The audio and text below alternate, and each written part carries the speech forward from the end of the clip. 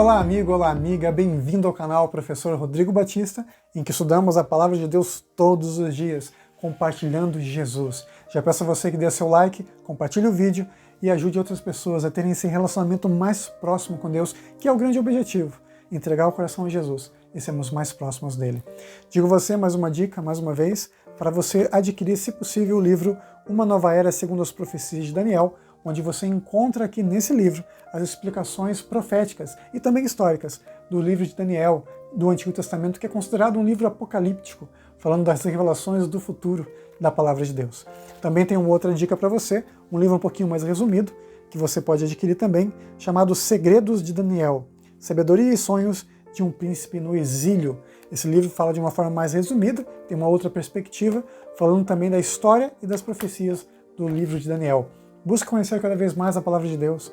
Livros são ótimos amigos, logo ótimos companheiros, que nos ajudam a compreender um pouco mais do que realmente importa, que é a Palavra do Senhor, para termos mais relacionamento com o nosso Deus maravilhoso. Nosso tema de estudo de hoje é compassivo e apaixonado, o nosso Deus apaixonado.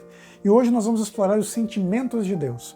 Vamos deixar que a Palavra de Deus nos ensine através das Escrituras. Vamos lá então estudar os livros, alguns textos da Palavra de Deus, de alguns livros, que falam sobre os sentimentos que Deus tem.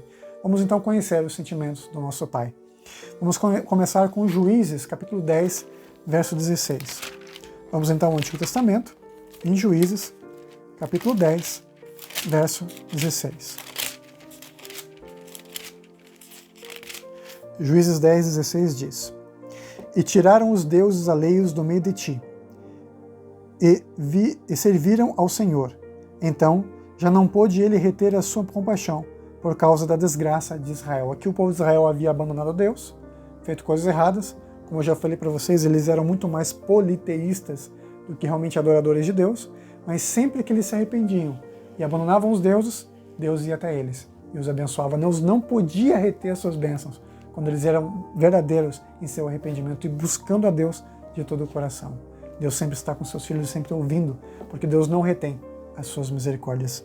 Aqui diz o nosso texto, de Juízes, no capítulo 10, verso 16, que Deus então não pôde reter a sua compaixão por causa da desgraça que aconteceu com eles. Deus tinha pena do seu povo e não reteve a compaixão.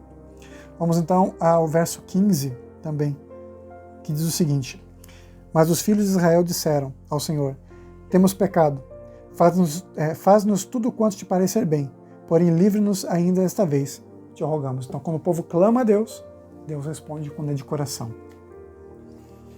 Vamos a Lucas, capítulo 19, no verso 41. Lucas, capítulo 9, verso 41. Diz assim: Respondeu Jesus: Ó geração incrédula e perversa, até quando estarei convosco e vós sofrerei? Trazei o teu filho. Aqui, Jesus ele tem compaixão, porque viu um menino que estava ali possuído por um espírito mau e ele precisava de cura. Então Jesus ficou muito indignado pela falta de fé das pessoas, mas não reteve a sua mão. Pelo contrário, foi lá e ajudou. Inclusive ajudou o pai do menino a ter mais fé na palavra de Deus. A nossa lição, nosso guia de estudos pede para a gente rever 1 Coríntios capítulo 13, que fala ali do amor de Deus, nós já vimos, E pergunta o seguinte: como esse texto nos convida a refletir o amor compassivo de Deus em nossos relacionamentos com os outros? O amor tudo sofre, tudo crê, tudo espera. O amor não tem indignação, não é aquele amor inconveniente, não é um amor tóxico. É um amor real, verdadeiro, puro. Esse é o amor de Deus e tem que refletir na nossa vida. A gente precisa mostrar Jesus também para outras pessoas, para que elas vejam através de nós quem Deus é. Muitas pessoas, eu já disse aqui nesse canal, que muitas pessoas não creem em Deus pelo mau exemplo que as pessoas dão de Deus. Falsos religiosos, Se a gente for para o passado, quantas pessoas em nome de Deus matavam seus companheiros, seus amigos? A Inquisição está aí, não deixa a gente mentir. Era o momento que sacerdotes de Deus, que diziam ter o nome de Deus, matavam pessoas que discordavam delas. Isso não é amor. Muitos pais aí espancam seus filhos, e eu já conheci pessoas assim, que na igreja eram todas bonitas, bem arrumadas, terno, gravata, Bíblia debaixo do braço, mas em casa faziam mal para os seus filhos, brigavam com seus familiares. Isso é exemplo de Deus? Não. A gente precisa dar o exemplo real, e para ter esse exemplo real, para dar esse exemplo real, a gente precisa de Jesus no nosso coração de verdade. Somente uma pessoa que conhece a Deus pode refletir a Deus. Agora, uma pessoa que não conhece a Deus, aí sim vai ser hipócrita o suficiente para fingir o nome dele para fora, mas em casa, refletir o caráter de Satanás. E isso a gente não pode fazer.